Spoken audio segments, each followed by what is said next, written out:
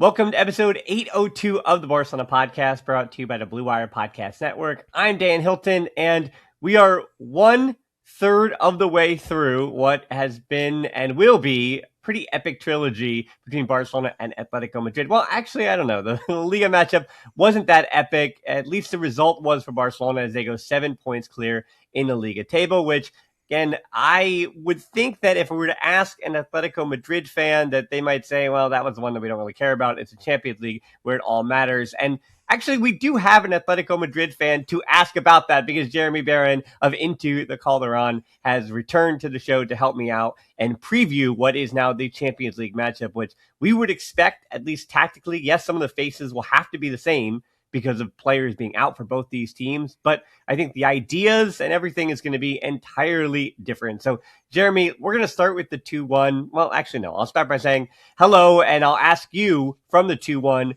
Yeah, what was just the big idea, the big impression, and what you've thought of the result for Atletico Madrid from the 2-1?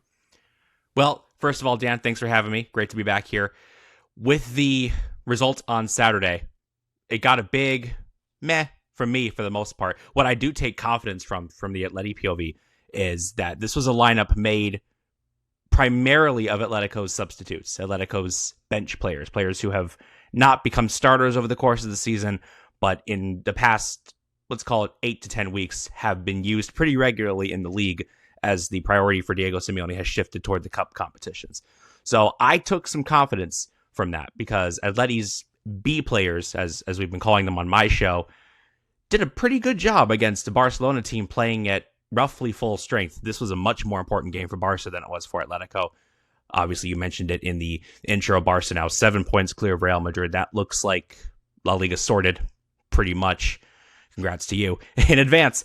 But from the Atleti point of view, we're still third behind Villarreal, which kind of sucks.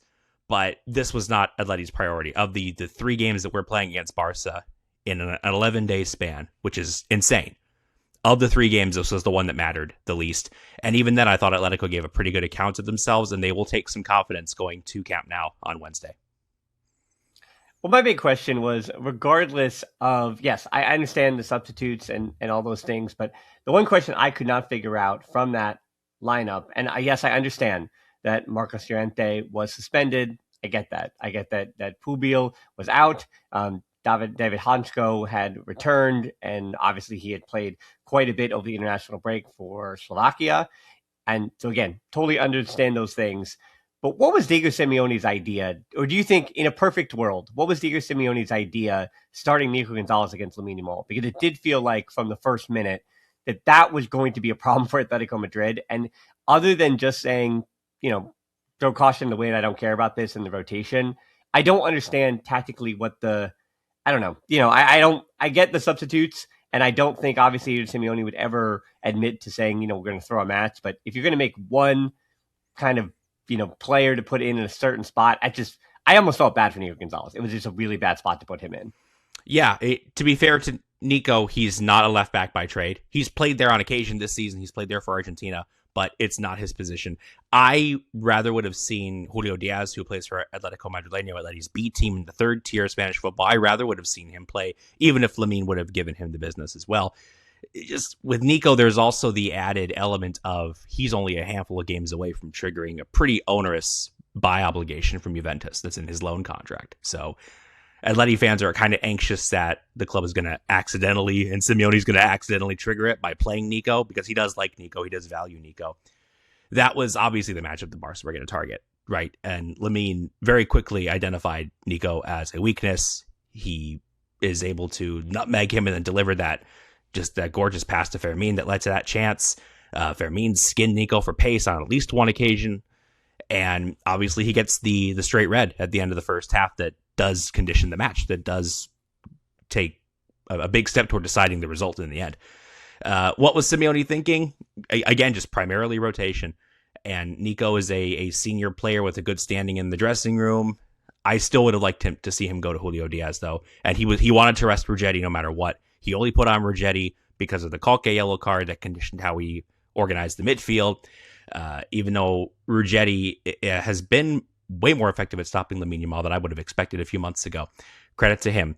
Nico was not that. So the decision to start Nico was one just influenced by the rotation, and it is a lesson learned. Yeah, I knew that it was a one-off thing. It wasn't going to happen again.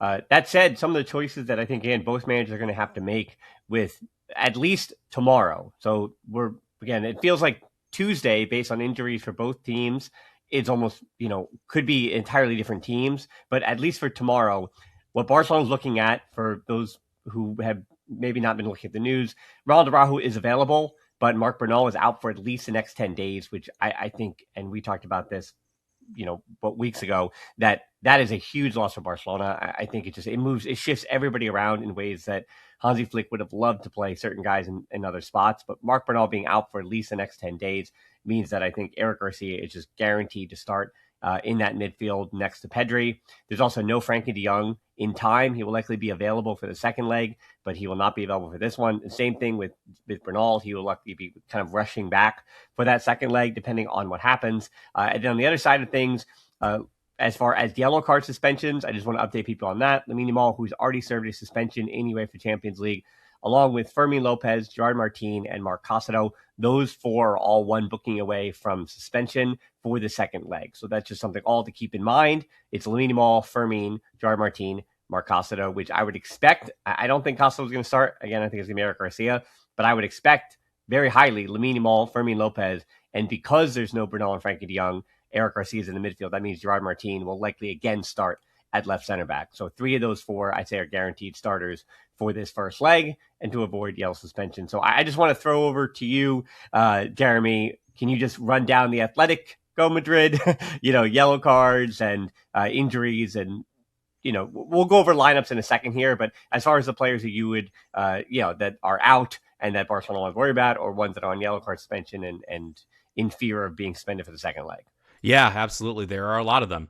Atleti have 7 players plus the coach in danger of missing the second leg due to yellow card accumulation. Marcos Llorente and Julian Simeone are both at risk. Those are obviously pretty important players for El Cholo. Marc Pubil as well.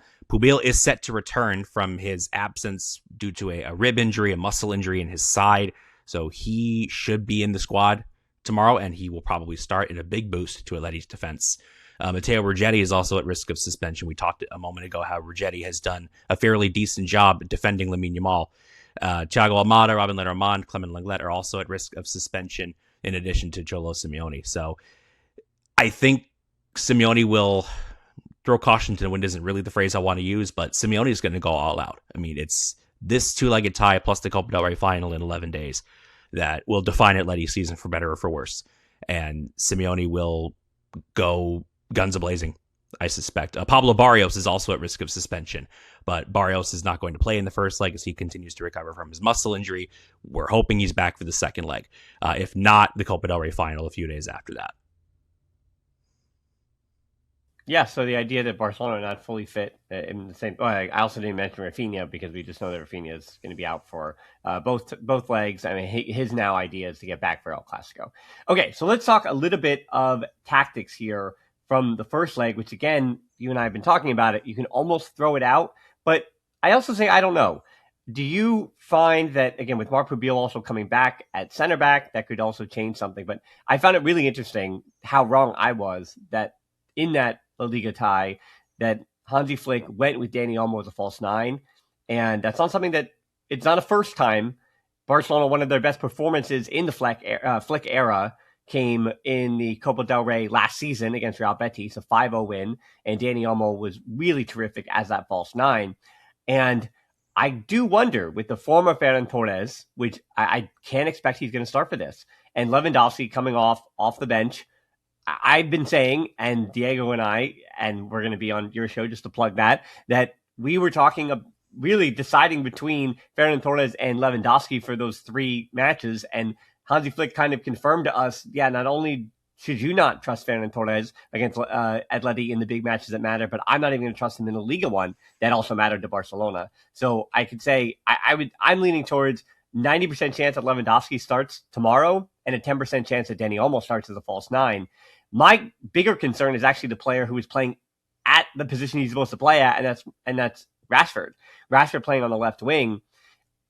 did it excite you at all to see that Rashford, yes, he had the goal, yes, he had some moments, but his defensive work rate and the drop off from him, from Rafinha, I should say, from Rafinha to Marcus Rashford, that defensive work rate was definitely a concern, to the point where in his presser today, Hansi Flick was asked about that work rate from Rashford, and Hansi Flick said, we need him. That, you have to do that. We need him. And it almost felt like a direct request from Hansi Flick in his presser to Marcus Rashford. Like, hey, there was some histrionics. You complained a bit too much. You were a bit, your body language is not right, even though you scored the goal. And yeah, offensively, fine, you were there, but defensively, it just is not going to hold up in that second leg. And to me, again, the two guys that are coming back in Llorente, and then obviously Julian Alvarez, sure, but to me, Lookman is the other big concern here. Lookman returning to the starting lineup, I think those are all going to be, again, worries I have that, yes, Barcelona survived 2-1 and all that stuff. And I think they're going to look a bit stronger even without Bernal for that, the first leg tomorrow. But again, my big issue is Marcus Rashford just has to be better, regardless of if Dani Olmo is the false nine, or again, with Pubil coming back, I would also, again, very much expect that it's Lewandowski. Yeah, he has to press. Rashford has to press, and he didn't really do that on Saturday.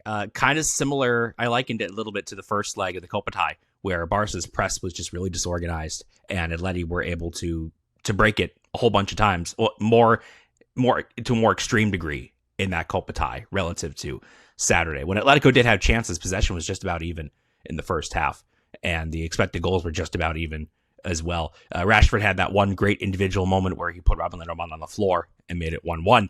But yeah, that was basically his biggest highlight. I would be interested to see if Dani Olmo does start as a false nine. I do want to circle back to Lewandowski, but where I think Atletico's central defenders may have difficulties trying to pick up Dani Olmo's position if he is floating around and playing as a false nine, kind of spearheading the line. Lewandowski, though, even if you can only get 20, 30 minutes out of him, I mean, I didn't appreciate this fully watching it in real time, but the goal for the winner on Saturday is a product of just brilliant movement. He repositions himself about 5 times to try to receive the cross, and then he shoulders it in, which is an element of good fortune, but it's because he positioned himself so well. Either way, Atleti's defenders will have trouble picking both of them up because Lewandowski is just a legend, and Lewandowski is so positionally smooth and is able to relocate himself at will. Dani Olmo dipping between the lines will also offer Pubil and Hansko, I assume that's the starting defensive pair. That will also ask some questions of them because it's a different, positionally, it's a different type of player for them to have to track. And you can draw out Atleti's defenders and try to play behind them. Because as we know, Atleti will be defending deep. I don't expect Atleti to have much more than about 30% of the ball on Wednesday. That's going to be by design. We know this. So if you can draw Atleti out, have them a little higher up the pitch, you can play behind them. And I think that's what Flick will try to do, and I think that's what Diego Simeone will be hell-bent on trying to avoid.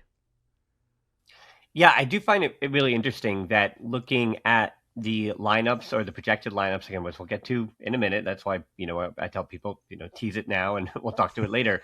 But I think that Atleti does have an advantage on the wings. And we talked about the transitional stuff. And I think because of the red card to Nico Gonzalez, where Atleti were obviously so good in the 4-0, beating Barcelona in the first leg of the Copa del Rey, but also just in general. I mean, they're just a much better transitional team than Barcelona is attacking Barcelona. And when I saw that it was Griezmann, who, yes, finds space well and creates for others, but again, is not against Barcelona. He just has never had that. Yes, he scored a goal, but he's never really had the final ball as far as on the end of it, where he creates for someone else, he gets the assist. But by and large, I'm never really too concerned with Griezmann. That said, Almada on the other side too. To have those two be your front two, it was always going to be, I thought, a concern for Atleti out in transition, again, without Lookman and without Alvarez for sure. But I do think, as we talked about, and again, I and you discussed it with the Copa del Rey, that Simeone, and it's not going to be Molina, it's going to be Llorente this time. And then on the other side, Ruggieri and likely Baena, I would guess it's going to be Baena on that left wing, but also obviously an inverted left winger. So at times it'll look like what we expect it to do. It'll be a 3-5-2, I guess, for Atleti, especially in transition. Again, with those two would not being Griezmann and Almada now. It'll be Lookman and Alvarez. But again, I think that the advantage to Atleti is on the wings. But and I want you to speak a little bit to what I think where Barcelona might have an advantage, even without Bernal. Eric Garcia then coming inside for Pedri, and what I do think is replicable for Barcelona is that Fermin Lopez Lamine Yamal combination, regardless of Nico Gonzalez or Baena or Vargas, who again Vargas also I think struggled a bit to track Fermin Lopez. And when Koke went out of the game, again, I think that again was also just based on game state and the red card. But it's interesting to me that I think, Barcelona has a slight advantage even without Frankie de Jong and Bernal in the middle of the field, while Atleti's advantage comes in transition on the wings. And I think it's interesting to me that I find that both teams kind of can control one part of the field. And it is interesting as well that you would kind of admit that you'd expect that it's going to be, I don't know. I mean, 30% possession is a little low. I'll give at least 35% possession. How about that? It's generous. It's a little generous. But speaking to the point of control, I mean, it'll be really, Barca will have all the possession control. I do expect that. I think we can agree on that. But will Atleti be able to control the match through its transitions, through Lookman, through Giuliano? I am actually not entirely sure if Bayern is going to start. I think what Simeone might do is something of a 4-2-3-1 structure. It could look like a 4-2-3-1. Koke and Llorente in the middle. And I could see Marc Pubil shifting over to right back. I could also see the more likely scenario is Nahuel Molina starting. Molina's had some good games against Barca. This fast transition football suits him as opposed to getting him stuck in 1v1 defending and Barca just relentlessly targeting him. Either possibility is strong. I think Molina is a roller coaster. It's a wild card to watch him, but a good Nahuel Molina makes Atleti better. So with Pubil coming back, that really does add defensive advantages to Atleti because Pubil is so fast and strong and instinctual that he cleans up some of these structural mistakes by himself. So Simeone will feel a bit more comfortable, I suspect, putting Llorente into midfield, stopping those transitions. Llorente is Atleti's leader in ball recoveries in the league this season, kind of playing that anchor role that wasn't really supposed to be his. That was supposed to be Johnny Cardoso's wheelhouse, but we don't know what the situation is with Cardoso. His fitness has been a huge question mark all season. He got hurt on international duty for the United States, so we're not sure what his status is going to be for tomorrow. Either Baena or Griezmann, I think, will be that other piece in the 4-4-2, 4-2-3-1 kind of structure that can easily shift to a 3 at the back formation. I suspect Griezmann will start because it's a big game. And the Alvarez-Griezmann pairing is the one that Simeone has had the most success with since Alvarez's arrival at the club. Alvarez and Alexander Sørloth don't really get along. I mean, not get along, but they don't really have much chemistry on the pitch is what I mean. And you're hoping that Sørloth can come on for 20 minutes at the end and score his habitual goal against Barcelona when the game maybe gets sped up and the tempo is a bit faster and more chaotic. That is where Sørloth will thrive. They can just ping the ball forward to him. So it will be interesting to see who has the true control. With Lookman and Giuliano both in the 11 on either side of Alvarez and Griezmann, with Griezmann kind of floating between the midfield and forward lines, which I anticipate Atleti will have speed, they will have power, they will have pace and intelligence going forward. I mean, Lookman, since his arrival, has made Atleti a transition team akin to the ones that I grew up watching under Simeone in the mid-2010s. He's been such an electric influence and a talismanic influence, and Atleti did miss him on Saturday, but as we talked about, it was a calculated gamble. Yeah, I'll read it a million times over. Lookman is the player to watch for me. He is the worrying player. The one thing that I will add to Barcelona and we'll say advantage that they have is obviously being at home. They've just been a different side at home. They're unbeaten at the Camp Nou since they returned. And I'll also say again, as you've been sprinkling in our expected lineups. We're almost there. I think that Hansi Flick is, especially at home in his first leg, going to consider starting Cancelo as a left winger and starting Balde if he is available at left back instead of Rashford, and have Rashford potentially come on in a late game state, depending on where the game is at that point, or potentially starting Rashford in the second leg, and depending on the scoreline and all those different permutations.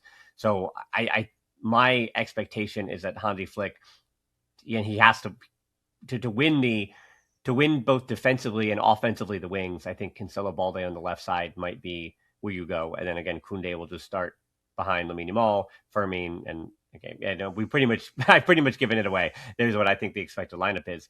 Now, for Julian Alvarez, you did say something interesting there. I just want to add a little bit more to it.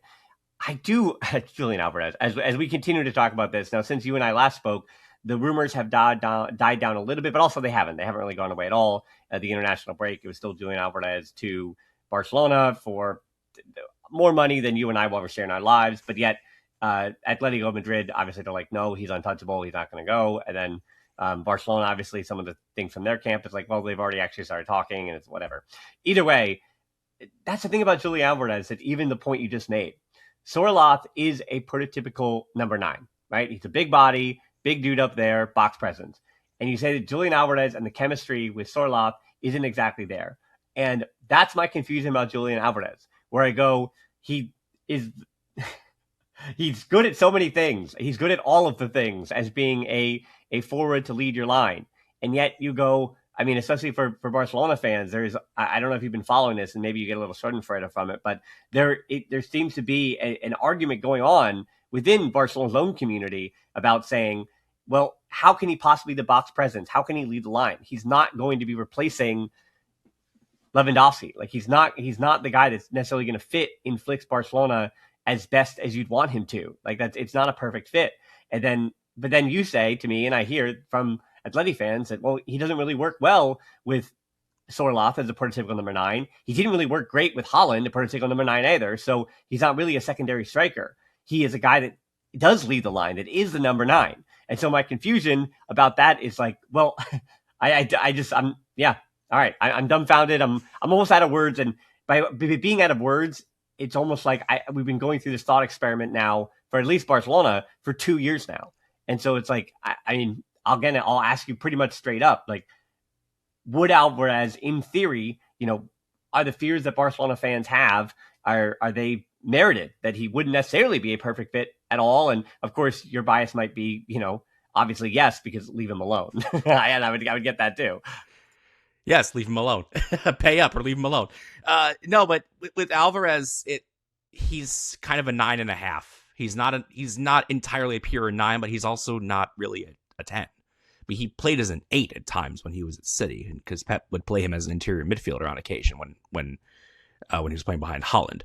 But Alvarez's best moments at Atleti, 29 goals last season, this resurgence in form in the last 4 to 6 weeks, his best periods have come when he has been able to get into the box. I think Alvarez is closer to a 9 than a 10. So let's call it a 9.25. I mean, Alvarez is supposed to be the box presence, and it's why the fit with Sorloth has always been so frustrating, and why Sorloth's presence, despite the goal contributions, particularly last season, has been a source of frustration for Atleti fans, because Sorloth takes up a lot of gravity. Sorloth takes up a lot of oxygen. And for a player like Alvarez, that does serve to kind of sideline him. And Alvarez finds himself busily outside of the box, trying to get on the ball, trying to key transitions. He's playing nearly in the center circle. Julian Alvarez can't be playing in the center circle. So it just is a question of what you want Alvarez to do. Where Alvarez is at his best is as a box presence. That's why Atletico purchased him, to be the star player, to be the star goal scorer, not just the star player.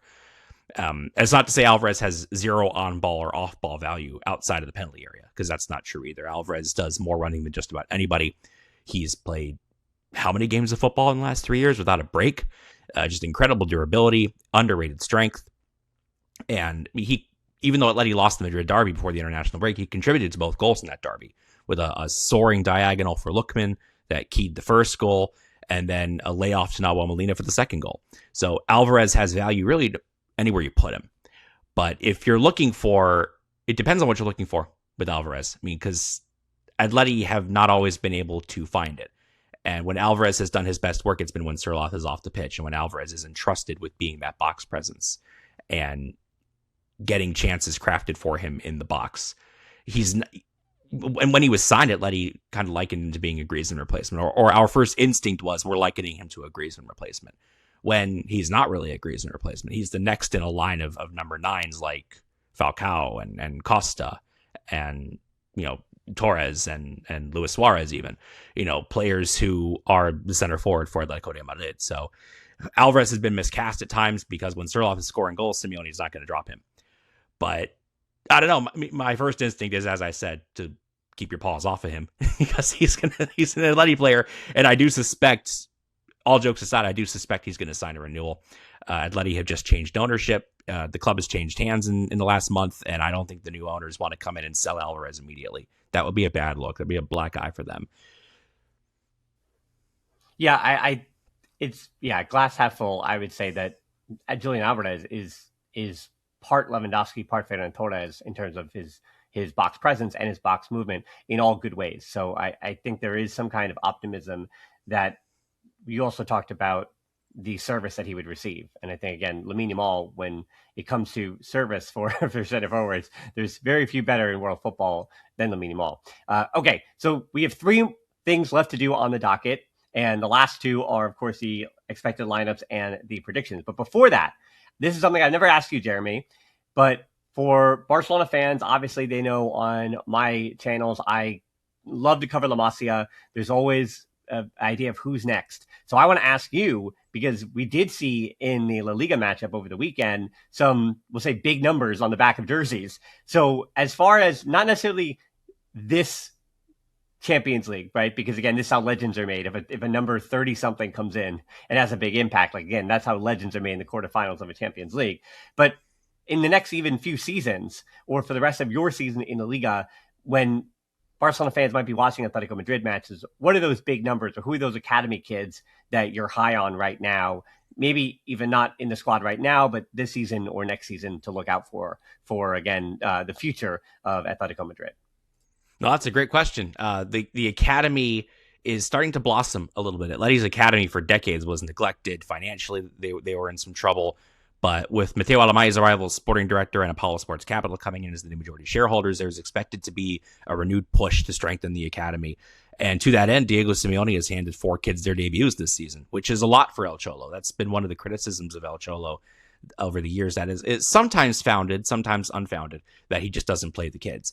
Frankly, there just haven't been a lot of kids worth playing. One of them we saw on Saturday, Taufik Saidu, 18-year-old midfielder born in Ghana, a Spain under-17s international. He captained that side. He's playing for Atleti C right now. He's made 18 starts out of 20 appearances. Really high-level prospect. We're talking about tremendous potential here. Physical and technical gifts, a lot of character, a lot of personality. You saw his shove on Pedri at the end of the game that warranted a yellow card. But that's what we're talking about. A lot of character and a lot of grit. Simeone has called him up to matchday squads at least a couple of times, and he's been in preseason training each of the last 2 preseasons. He debuted in the youth league when he was 15. So there's a big prospect there. He's probably going to be playing for Atlético Madrileño next year under Fernando Torres, the B team. So we hopefully will see more of him. Maybe we see him for another appearance or 2 this season, but hopefully next season is when he takes a more definitive step toward the first team.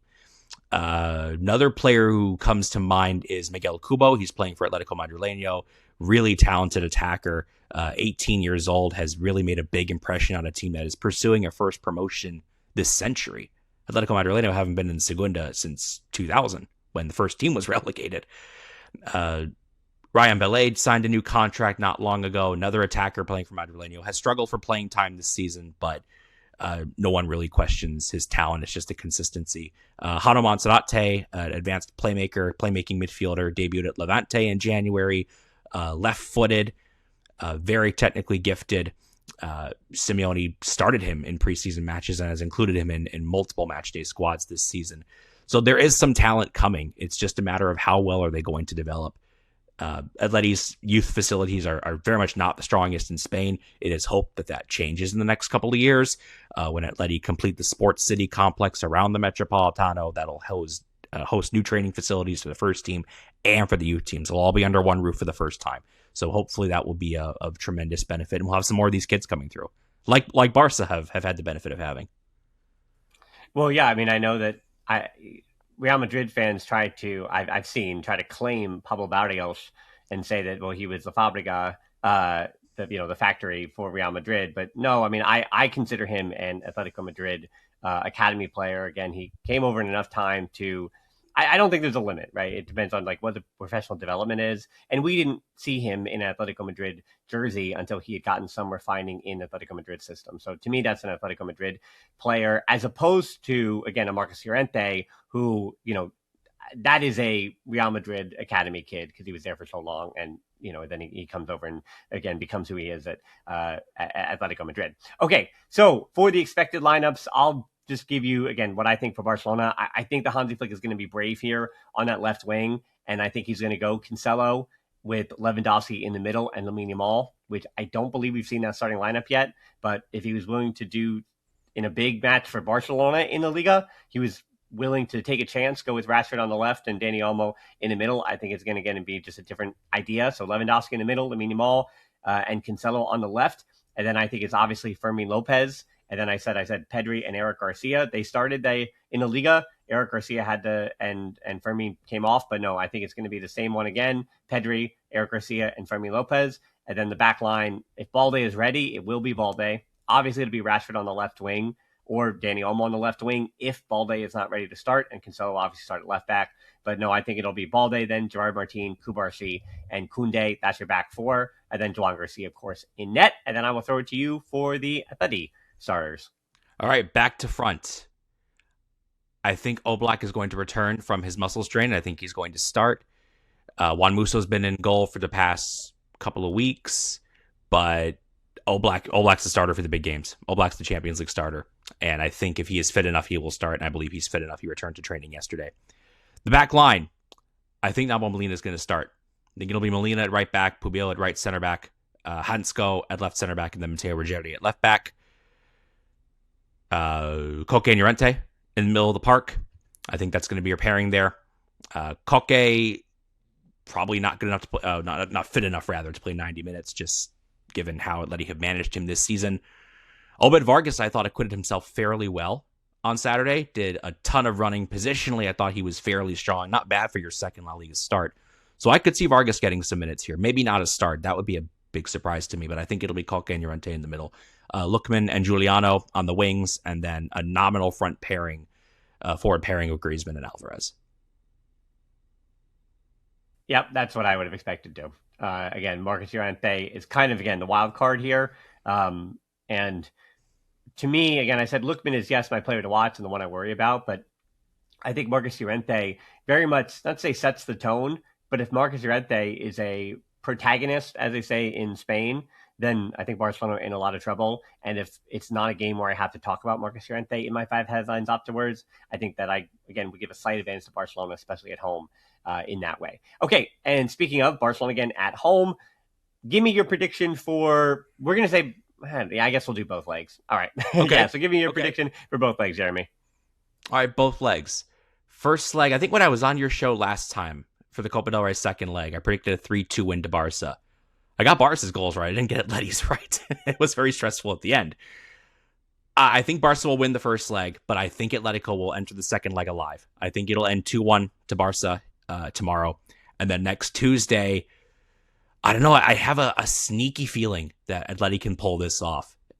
The odds are going to be in Barca's favor. Barca will be firm favorites, but that is just how Diego Simeone likes it. And Atleti have precedent over Barcelona in this competition. 2014 and 2016, at this stage, Atleti knocked them out. I mean, the narrative writes itself.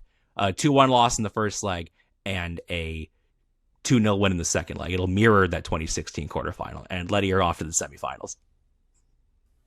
I completely agree with that sentiment in that I do think, yes, I think Barcelona are 55-45 or 60-40 favorites. I think that is, again, going in, I just think the ceiling of, again, the likes of Lamine Yamal and that attack for Barcelona, it's just, you feel like Barcelona can outscore Atleti. But to your point, if Barcelona do not rack up enough goals tomorrow, or I mean, even if they don't get a positive result, like if Barcelona don't get a positive result against Atleti tomorrow, and even if it's 2-2 going back to Atletico Madrid, then obviously I think that the favoritism completely shifts. So I think Barcelona if they don't get a +2 in the goals, I think I would be quite nervous heading back to Madrid.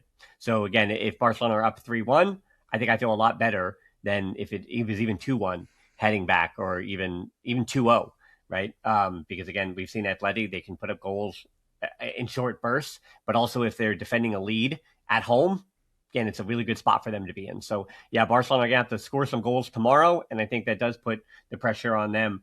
Though I do find it really interesting that, people say that the advantage comes at home in the second leg, but we saw in the Copa del Rey that wasn't the case at all. If you really do fall flat on your face in that first leg, the second leg, not say it doesn't matter, but even if you're at home, it's mentally, it's a lot tougher to get back. And we've seen a lot more of those comebacks fall flat when teams are at home in the second leg. So I don't think there's truly an advantage or not an advantage. I think the one advantage is that both these teams should expect to get a positive result for themselves at home. So, Jeremy, speaking of home and home, this was, again, my home podcast, but we're going to be, that being Diego and I, it probably already came out already over on your show, myself and Diego Gurin, again, very much friend of the Barcelona podcast here. So, again, people tune in over there. And all of that will be down in the show notes or the description below. And as always, Jeremy, thanks so much for joining me. And I'll see you over on your show in a few minutes. Thanks for having me, Dan. See you then.